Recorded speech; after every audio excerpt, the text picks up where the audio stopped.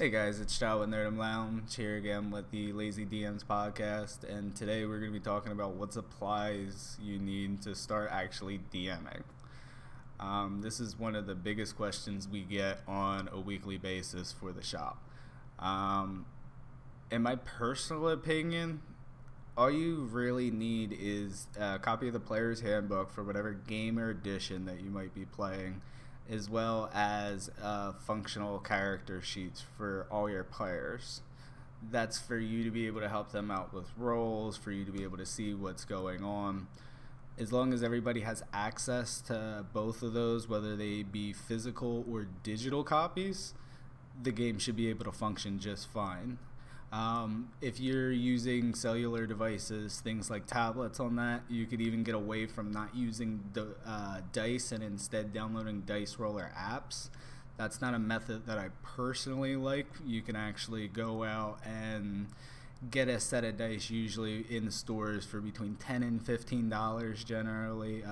We sell them in store for $8.49 a piece for plastic polyhedral sets, or $1 a piece for dice for build your own sets.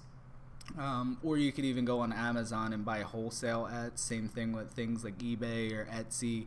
Generally, you can get between like 5 and 7 sets for between $15 and $20 if you wanted to supply all your players for a low end cost. But again, that's really subjective to be how you and your players personally want to play. In most cases, players coming to the table are going to have their own dice. Everything else is extra, although I'm going to touch a little bit on it. A big piece that I've noticed running the shop is that a lot of groups actually tend to run more of a theater of mind play style. And what that means is that they actually don't use grid maps or minis. What they do is they more describe in detail what's going on in the world, how far people are, instead of actually placing tiny tokens on a map to show distances. Instead, they'll actually describe and write down, okay, Sandar, you're 30 feet away from the work captain. There's a 15-foot ledge that's there. You notice that you seem to have a decent line of shade on your shot. What do you want to do? And you'll see that they'll handle it more that way. And that's what I talked about a bit before in previous videos about finding your right DMing style. Some people prefer that. Me, myself, I prefer to have some type of battle map, minis, or grids.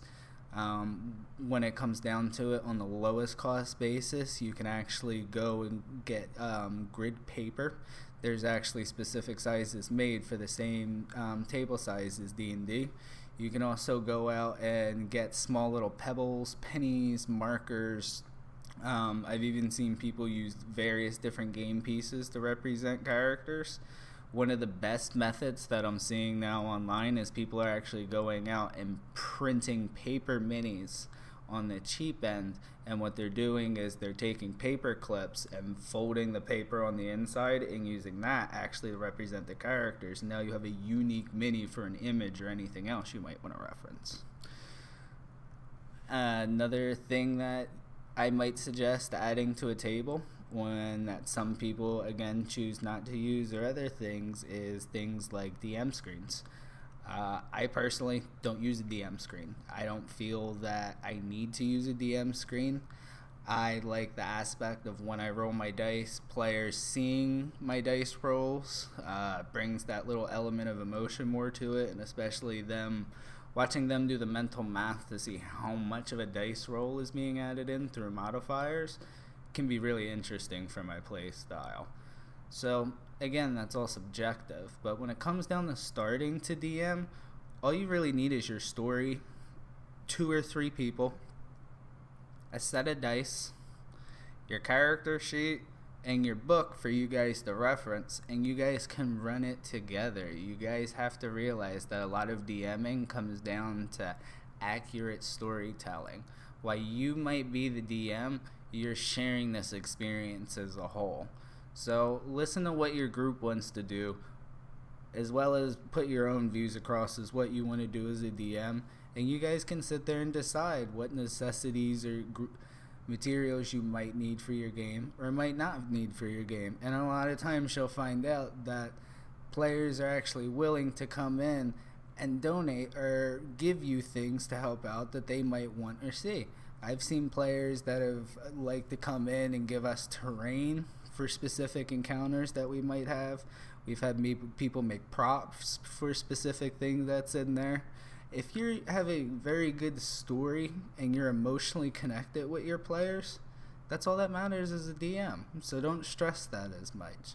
Take it to the bare bones and just remember that you're supposed to be telling a good story and having fun with your friends that's there. As long as you guys are joking, that's all that matters. A lot of people overthink and overhype what it is to be a DM, but at the end of the day, you're supposed to be utilizing entertainment and a fun atmosphere, and that's all it is. So take the stress out of it, guys. Get the player's handbook, make a few photocopies of the sheets that are in the player's handbook, grab a set of dice, and run a game. If you guys need any help or anything else, we're always here for us. You can reach out, message us, call. You're welcome to stop in the store, and you're always welcome to join us in on our sessions. We appreciate you guys for giving us the time and a voice to speak out, and we hope you guys enjoy the videos.